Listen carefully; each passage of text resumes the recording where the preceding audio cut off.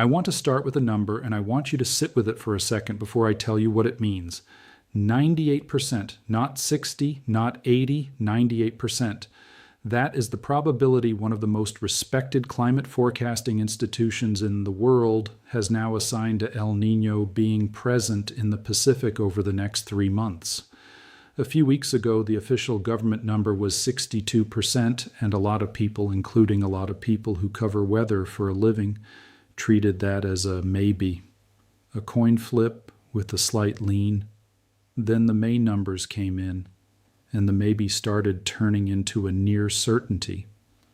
And the conversation quietly shifted from, will El Niño develop, to how strong does it get, and what does it do to the summer that is already on top of us? It is late May, the Memorial Day stretch, the front edge of the unofficial summer. 70 million Americans are about to travel, fire up grills, and walk into the first big holiday weekend of the season. And almost none of them have connected the dots between the storms rolling across the South right now and the much larger force that is loading into the Pacific Ocean. So today we are going to connect them. I want to tell you exactly what is happening with this El Niño, exactly why super is suddenly a word serious forecasters are using, and exactly what it means for the summer in front of you. Let's get into it. I know what some of you are thinking. El Niño. We have heard this before.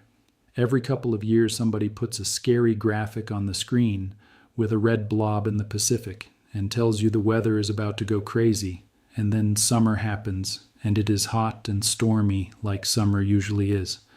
I understand the fatigue. Here is why this one is different, and I need you to actually hear the difference because it is not hype, it is in the numbers. In a normal developing El Niño year, the forecasts in May are cautious. The models disagree. The probabilities sit in the 50s and 60s. Forecasters hedge because the spring is genuinely hard to predict. That is the normal pattern. That is not what is happening right now.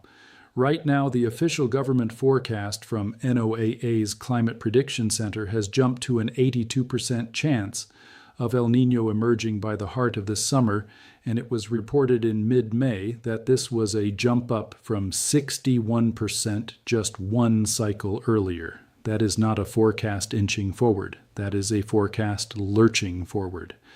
And the independent research models are even more aggressive. The IRI ENSO plume out of Columbia University now puts the odds of El Niño during the May through July window at 98% against just 2% for things staying neutral. When the government model and the academic model both stop hedging at the same time, that is the signal. That is the moment the meteorological community stops saying if and starts saying when. But the probability that it shows up is only half the story, and honestly it is the less interesting half. The part that has forecasters genuinely leaning in is the strength. There is now reported to be roughly a 2 in 3 chance that this event peaks at strong or very strong, and the odds of a true super El Niño have by some accounts doubled to around 50%. The European model, the ECMWF, has been projecting sea surface temperature anomalies that climb toward plus 3 degrees Celsius at the peak. I need you to understand what that number would mean if it verifies. The famous Super El Niño of 2015 and 2016, the one people still talk about, the one tied to global temperature records and brutal weather worldwide, peaked around plus 2.6. A plus 3 event would not just match that. It would, by some measures, be the strongest El Niño on the modern instrumental record, with comparisons being drawn all the way back to events in the 1800s. The Niño 3.4 index, the specific patch of Pacific water everybody watches, has already climbed to around plus 0.7 degrees, and it is still early, it is still climbing. We are watching the engine warm up, and the gauge is already moving faster than it usually does at this point in the year. Now let me explain the mechanics, because if you understand how El Niño actually works, everything else in this video makes more sense. In a normal year, the trade winds along the equator blow from east to west, piling warm surface water up over near Indonesia and pulling cooler water up along South America. During El Niño, those trade winds weaken, sometimes they reverse. And all that warm water that was stacked up in the western Pacific comes sloshing back east toward the Americas, spreading a vast pool of abnormally warm water across the central and eastern equatorial Pacific. That warm pool is not just a temperature reading on a buoy. It is an enormous source of heat and moisture pumping energy into the atmosphere directly above it. And that injection of energy does something specific. It nudges the Pacific jet stream south of where it normally sits, and it reorganizes the large-scale flow of the entire atmosphere over North America. The northern tier of the country and Canada tend to trend warmer and drier. The Gulf Coast and Southeast tend to trend wetter, with an elevated flood risk. The whole map gets redrawn, and the stronger the warm pool, the harder it pulls on that map. A weak El Niño is a gentle nudge. A super El Niño is a shove. And here is the part I really want to land. This is not some distant autumn problem. The atmosphere is already behaving like the pattern is shifting underneath us, and you can see it in the forecast for this exact weekend. Let me read you what the Weather Prediction Center put out for the Memorial Day period. A slow-moving, wavy frontal system is the primary focus for active weather across the central and eastern half of the country, bringing multiple rounds of showers and thunderstorms, especially across the southern plains and deep south into the Ohio Valley. A wet and unsettled Memorial Day weekend for much of the east, while the west stays warm and dry. Read that geographic split back to yourself. Wet and stormy in the south and east. Warm and dry in the west. That is not a random weekend. That is, in miniature, the exact fingerprint of the developing El Niño pattern I just described, already showing up, already shaping the holiday weekend. The South, from Texas through Tennessee into Mississippi, is staring down 3 to 6 inches of rain through Tuesday, with flood watches already posted across southern and southeastern Texas, southwest Louisiana, and up into Indiana, Kentucky, Ohio, West Virginia, and Pennsylvania. Severe storms with large hail, damaging gusts, and the possibility of a tornado or two are in the cards across the central and southern plains right through Monday.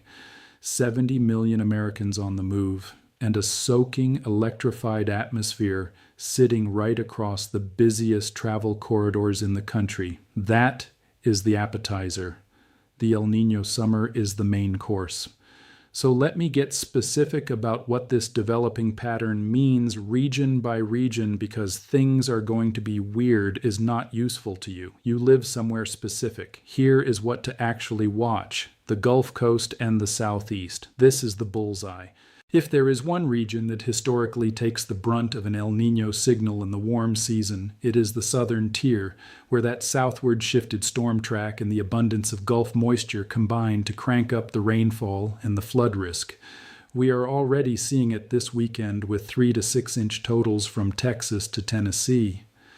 Now extend that tendency across a whole summer, governed by a strengthening, possibly historic warm pool in the Pacific. The summer outlook from AccuWeather has already flagged a volatile mix of heat, severe thunderstorms, and flooding for the country, with El Niño developing and flexing its influence as the season goes on. For the Gulf and Southeast specifically, the thing to watch is repeated, training rounds of heavy rain on ground that does not always have time to drain between them. That is the recipe for flash flooding, and it is the same recipe that has already turned this weekend's forecast into a flood watch map. The flood corridor from the southern plains into the Ohio Valley. Forecasters have been pointing all season at a higher frequency of flash flood events across parts of the plains, the Mississippi Valley, and the Ohio Valley this summer. This weekend's setup, with the heaviest rain threat over the Ozarks and the upper Ohio Valley, is the leading edge of exactly that. If you live anywhere along that corridor, the single most important habit you can build this summer is checking the excessive rainfall outlook every morning.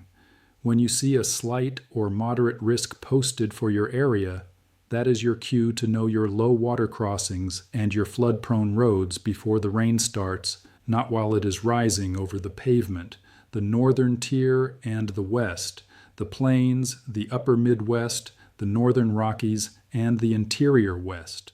The El Niño tendency here leans warmer and drier through the warm season, and you can already see the west holding warm and dry through this holiday weekend while the east gets soaked. But warmer and drier in summer is not the relief it sounds like. Across the southwest and the drought-stressed interior, a hot, dry signal stacked on top of an already building drought is a wildfire amplifier. Forecasters are urging caution with any outdoor flame this weekend for exactly that reason. The flip side, and this is the genuinely two-sided nature of this pattern, is that El Niño can also drag tropical moisture from the eastern Pacific up into the southwest, which could interrupt the dry stretch at times. The catch is that the same moisture that brings welcome rain can also bring flash flooding, mudslides over burn scars, and dry thunderstorms whose lightning starts new fires. Relief and risk arriving in the same storm. That is the theme of this entire pattern, the heat. This one is nearly nationwide. The summer outlook calls for a hotter than average season across most of the contiguous United States, with almost no region expected to come in below its historical average. Energy bills are projected to climb as widespread heat settles in coast to coast, and as the season progresses and the El Niño warm pool strengthens, its grip on the pattern tightens. The back half of the summer and the month that follow are where a strong to super event would really start throwing its weight around, with the biggest impacts potentially showing up late in 2026 and into the start of 2027. In other words, what we feel this summer may be the opening act of a pattern that runs well past it. Now I want to be honest with you about the uncertainty, because anybody who tells you they know exactly how strong this gets and exactly what every region sees is selling you something. Here is what is genuinely known and what is genuinely still open. What is known? El Niño development this summer is now treated as a near certainty by the major forecast centers, with the official odds at 82% and some research models effectively at 98%. What is known, the odds of a strong or very strong event are now the majority case, and super event odds have climbed sharply. What is still open, whether this peaks as a solid strong event or pushes into genuine record territory near +3. That distinction will not be settled today. The Climate Prediction Center's next major ENSO diagnostic discussion lands next month in June, and that update is expected to be far more confident on intensity than anything we have now. Between now and then, the meaningful things to watch are whether that Niño 3.4 reading sustains a move above +1 degree over the next few weeks, whether the warm water keeps propagating eastward beneath the surface, and whether the westerly wind bursts that mechanically drive a developing super event keep firing. If those line up, the June update lands hard. If they stall, this settles into something more ordinary. I will be watching all of it, and I will bring it to you the moment it moves. Here is your practical action list, because awareness without a plan is just anxiety, and I am not in the business of handing you anxiety. If you are anywhere in the south or east this weekend, build your travel plan around the rain, not around the calendar. 3 to 6 inches is enough to flood roads, strand cars, and turn a holiday drive into an emergency. Check the radar before you leave, not after you're stuck, and never, ever drive into water across a roadway. You cannot judge the depth or whether the road underneath is even still there. Turn around. If you live along that southern plains to Ohio Valley flood corridor, make checking the excessive rainfall outlook a daily summer habit starting now. Know your 2 or 3 flood-prone spots. Know an alternate route around each one. Do it on a calm morning so you are not figuring it out in a downpour. If you are in the west or southwest, treat the warm and dry signal as a fire signal. Be obsessive about outdoor flames this summer. A single careless campfire or grill in a drought-primed landscape under an El Niño amplified heat pattern is how the worst fire seasons start. And if you live below a burn scar, understand that the storms that finally bring rain are exactly the storms that can send debris flows down on top of you. Know your evacuation route before the monsoon moisture arrives. Everywhere prepare for heat now, not in July. A hotter than average summer coast to coast means your air conditioning, your hydration habits, and the people around you who are vulnerable to heat all matter more this year than last. Check on elderly neighbors and relatives during heat waves the same way you would during a winter cold snap. Heat kills quietly, and it kills the isolated. It costs you nothing to knock on a door and keep an eye out for the next official update next month. That is when the forecast gets a lot more honest about how strong this thing is going to be. Whatever they say then will reshape the back half of the summer outlook. Here is the honest summary of where we stand. As of right now, in late May, El Niño has gone from a maybe to a near certainty in the span of a few weeks. The odds of a strong or even historic event are now the leading case rather than the long shot, and the pattern is not waiting politely for summer to start. It is already in the forecast, already splitting the country into a stormy, flooded south and east, and a warm, dry, fire-prone west, already shaping a Memorial Day weekend that 70 million people are walking into without knowing the larger force behind it. A super El Niño would not just tweak the summer, it would set the tone for the rest of 2026 and bleed into 2027. The Pacific is warming, the probabilities have stopped hedging. The next official update is the next domino, and the storms rolling through right now are not a coincidence. They are the first paragraph of a much longer story. The atmosphere is just beginning to write. Keep your radar open this weekend. Keep your alerts on. Watch that Niño 3.4 number climb over the next 2 weeks, and understand that when the ocean changes the rules, the weather follows every single time. I will be back the moment the next forecast moves. Until then, stay safe, stay prepared, and never ever let your guard down.